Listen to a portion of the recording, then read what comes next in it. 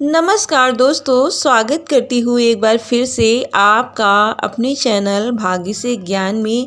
आज मैं आप सभी के लिए वैभव लक्ष्मी व्रत कथा विधि लेके आई हूँ। दोस्तों, वीडियो में आगे बढ़ने से पहले चैनल को सब्सक्राइब नहीं किया हो तो तुरंत सब्सक्राइब कर लें और पसंद आए तो लाइक करें, शेयर करें और कमेंट सेक्शन में जय माता दी लिखना बिल्कुल भी ना भूलें। तो शुक्रवार का दिन माता वैभव लक्ष्मी का दिन माना जाता है और इस दिन के व्रत के क्या नियम हैं सबसे पहले जान लेते हैं। यह व्रत सौभाग्यशाली स्त्रियां करें तो अधिक उत्तम फल मिलता है, पर यदि घर में कोई सौभाग्यशाली स्त्री ना हो तो कोई कुमारी भी व्रत कर सकती है और कोई पुरुष भी इस व्रत को बहुत ही सरल तरीके से कर सकता है। यह व्रत बहुत ही श्रद्धा पवित्रता भाव से करना चाहिए। खिन्न मन होकर बिना भाव से इस व्रत को नहीं करना चाहिए। यह व्रत शुक्रवार को किया जाता है। व्रत शुरू करते वक्त 11-21 शुक्रवार की मन्नत रखनी पड़ती है और पुस्तक में लिखी शास्त्रीय विधि के अनुसार व्रत करना चाहिए। मन्नत के शुक्रवार पूरे होने पर विधि पूर्वक इस पुस्तक में दिखाई गई शास्त्रीय विधि के अनुसार उद्यापन विधि करनी चाहिए। यह विधि सरल है, किंतु शास्त्रीय विधि अनुसार व्रत न करने पर जरा भी फल नहीं प्राप्त होता है। दोस्तों, माता देवी लक्ष्मी के अनेक रूप हैं, उसमें से एक रूप इनका धन लक्ष्मी स्वरूप है जिसे वैभव लक्ष्मी कहा जाता है और माता लक्ष्मी को श्री यंत्र अति प्रिय है। व्रत करते वक्त पुस्तक में दिए हुए श्री यंत्र को, लक्ष्मी स्वरूप को, श्री यंत्र को प्रणाम करना चाहिए, तभी व्रत का फल मिलता है। अगर हम इतनी भी मेहनत नहीं कर पाते हैं तो माँ लक्ष्मी भी हमारे लिए कुछ करने को तैयार नहीं होती हैं और हम पर अपनी कृपा नहीं करती हैं। व्रत के दिन सुबह सुबह ही जय माँ लक्ष्मी का रटन मन ही मन करना चाहिए। ऐसा करने से माता की कृपा सदैव हमारे ऊपर बनी रहती है। चलिए फ्रेंड्स, कथा को करते हैं स्टार्ट। एक बड़ा शहर था। इस शहर में लाखों लोग रहते थे। पहले के ज़माने के लोग साथ साथ रहते थे, एक दूसरे के काम आते थे, पर नए ज़माने का स्वरूप ही कुछ अलग था। सब अपने अपने काम में रत रहते थे, किसी को किसी की परवाह नहीं होती थी। घर के सदस्यों को भी एक दूसरे की कोई भी परवाह नहीं होती थी। भजन कीर्तन, भक्ति भाव, दया माया, परोपकार जैसे संस्कार कम हो गए। शहर में बुराइयां बढ़ गई। शराब, जुआ, रेस, चोरी, डकैती वगैरह बहुत से गुनाह शहर में होते। कहावत है कि हजारों निराशा में एक अमर आशा छुपी हुई है। इसी तरह इतनी सारी बुराइयों के बावजूद भी शहर में कुछ अच्छे लोग रहते थे। इन्हीं अच्छे लोगों में से शीला और शीला के पति की गृहस्थी बहुत प्यारी मानी जानी जाती थी। शीला धार्मिक प्रकृति की थी, संतोषी थी। उसका पति और विवेकी सुशील था। शीला और उसका पति बहुत ही ईमानदारी से जीते थे। वे किसी की बुराई नहीं करते थे और प्रभु भजन में अच्छी तरह से व्यतीत कर रहे थे।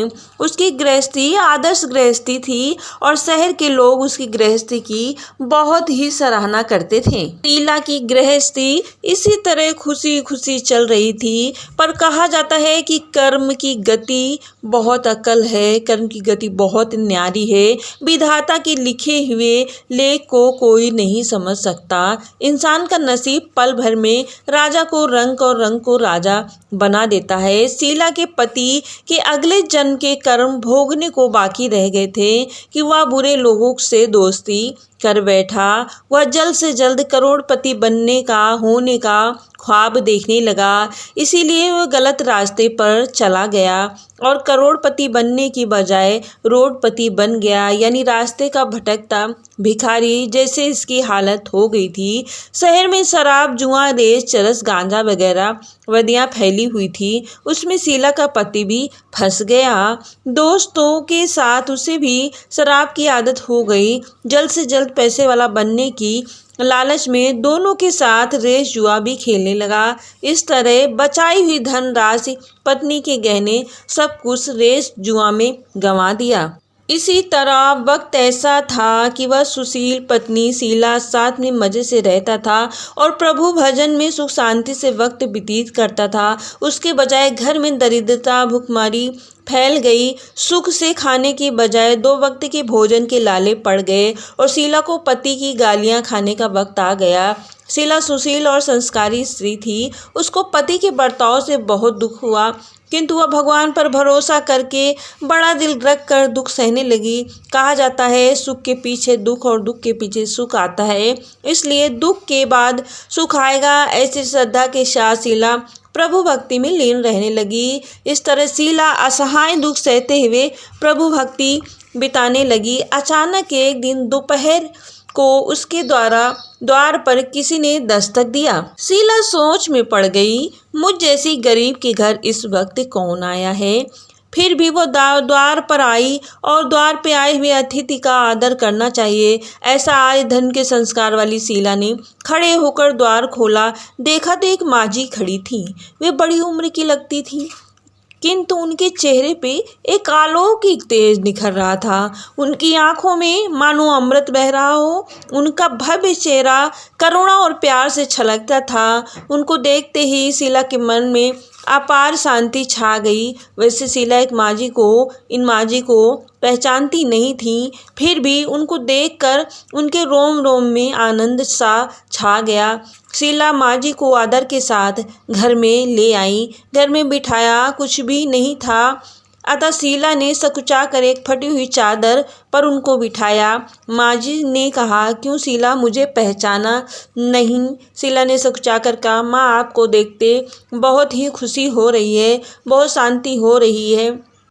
ऐसा लगता है कि मैं बहुत दिनों से जिसे ढूंढ रही थी वे आप ही हैं। माँजी ने हंसकर बोला, क्यों भूल गई? हर शुक्रवार लक्ष्मी जी के मंदिर में भजन कीर्तन होते थे, तब मैं भी वहाँ आती थी। वहाँ पर शुक्रवार को हम मिलते थे। पति गलत रास्ते पर चला गया, तब से शीला बहुत दुखी थी।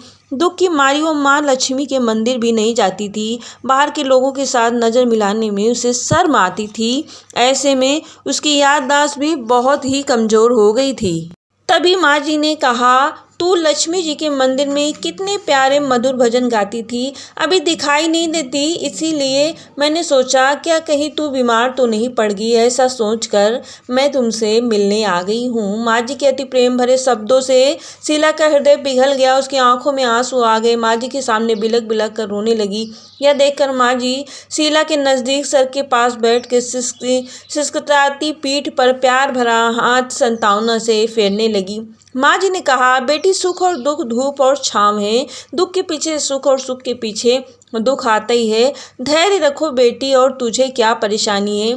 तेरी बात मुझे सुना, तेरा मन भी हल्का हो जाएगा और कोई उपाय भी मिल जाएगा। माँ जी की बात सुनकर शीला के मन में शांति मिली। माँ जी को कहा, माँ, मेरी गृहस्थी भरपूर थी और मेरे पति भी सुशील थे। भगवान की कृपा से पैसों की कोई कमी नहीं थी, संतोष था।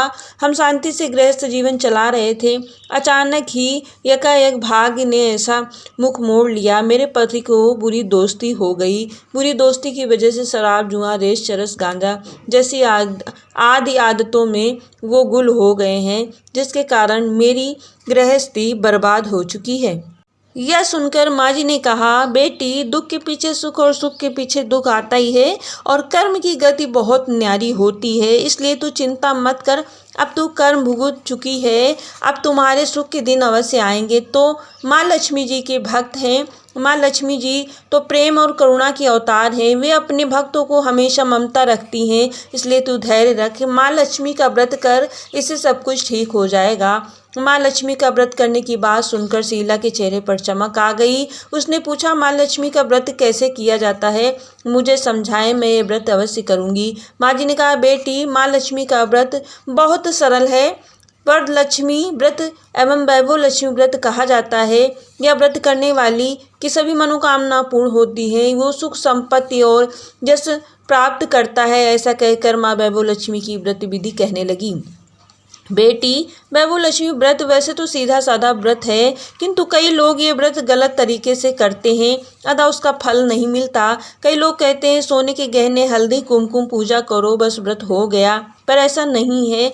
कोई भी व्रत शास्त्रीय विधि से करने से उसका फल मिलता है। सिर्फ सोने गहने की पूजा करने से फल मिल जाता तो सभी आज लखपति बन जाते। सच्ची बात यह है कि सोने के गहनों का विधि पूजन करना चाहिए। व्रत का उद्यापन विधि की शास्त्रीय विधि मुताबिक करनी चाहिए, तभी ये व्रत वैभव लक्ष्मी व्रत फल देता है। यह व्रत शुक्रवार को करना चाहिए। सुबह स्नान करके स्वच्छ कपड़े पहने, सारा दिन मन में जय माँ लक्ष्मी का रटन करें, किसी की चुगली ना करें। पूर्व दिशा में बैठकर मुंह रखकर इस आसन पर बैठकर ही इस व्रत को करना चाहिए।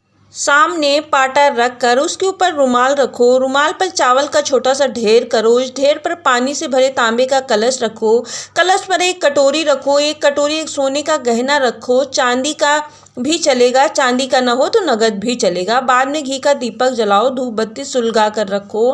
माता लक्ष्मी की बहुत प्यारी स्वरूप माँ लक्ष्मी जी को श्री यंत्र बहुत प्रिय है, तो श्री यंत्र रखें, माँ लक्ष्मी की कोई फोटो रखें। वैभव लक्ष्मी में पूजन विधि का ये वक्त सर्वप्रथम श्री यंत्र का होता है और लक्ष्मी जी की विविध स्वरूपों में सच्चे दिल से दर्शन करो। इस पुस्तक के अगले पृष्ठ पर यंत्र और माँ लक्ष्मी की विविध स्वरूप की छवि दी गई है। उसके बाद लक्ष्मी संतावना का पाठ करें, बाद में रखे हुए गहने तथा को हल्दी, कुमकुम और चावल कर पूजा करो और लाल रंग का फूल चढ़ाओ। शाम को मीठी चीज बनाकर उसका प्रसाद रखो, ना हो सके तो गुड़ भी चलेगा। फिर आरती करके 11 बार हृदय से जय माँ लक्ष्मी का जाप करें, मन ही मन जाप करें। आपकी जो भी मनोकामना हो पूरी करने को माँ लक्ष्मी से विनती करो। फिर माँ का प्रसाद बांट दो और थोड़ा सा प्रसाद रखो, और अगर शक्ति हो तो सारा दिन उपवास रखे और ना शक्ति हो तो शाम को भोजन ग्रहण कर ले। ऐसे इसी विधि अनुसार पूजा करनी चाहिए। और जो कलश का पानी है वो तुलसी में डाल दे, चावल पक्षियों को डाल दे तथा शाम को विधि अनुसार व्रत करने के बाद फल अवश्य मिलता है। ये प्रभाव से सब प्रकार की विपत्ति दूर हो जाती है, माला माल हो जाता है, संतानहीन को संतान होती है और जिसको धन संपत्ति की कमी है धन संपत्ति मिलती है। सौभाग्यशाली स्त्रियों का अखंड सौभाग्य रहता है। कुमारी स्त्रियों को मन भावन पति मिलता है। यह सुनकर शीला बहुत आनंदित हो गई और उसने इसी विधि के अनुसार, शास्त्रीय विधि के अनुसार माता लक्ष्मी का पूजा किया और 11-21 बार माता लक्ष्मी का जाप करने लगी। ऐसा करने से शीला की गृहस्थी फिर से पहले जैसी गृहस्थी हो गई और उसका पति सही रास्ते पे आ गया और उसको मिल गई जिंदगी की हर एक खुशी। उसकी गृहस्थी भी बहुत ही अच्छे से चलने लगी। शीला ने पूर्ण श्रद्धा भक्ति से 21 शुक्रवार तक वैभव लक्ष्मी का व्रत किया। 21वें शुक्रवार को माँ जी के कहे मुताबिक उद्यापन करके 7 स्त्रियों को वैभव लक्ष्मी की 7 पुस्तकें उपहार में दी और धन लक्ष्मी स्वरूप को वंदना करके मन ही मन प्रार्थना करने लगी। इसी तरह शीला ने माता वैभव लक्ष्मी की पूजन विधि करके पुनः अपनी गृहस्थी को वापस पाया, पुनः अपनी धन संपत्ति को वापस पाया है। इस तरह थी कुछ ये पूजन विधि और कथा। आज का वीडियो यही करेंगे समाप्त, फिर मिलेंगे नए वीडियो में कुछ अच्छी जानकारी के साथ। तब तक के लिए नमस्कार, टेक केयर, बाय बाय।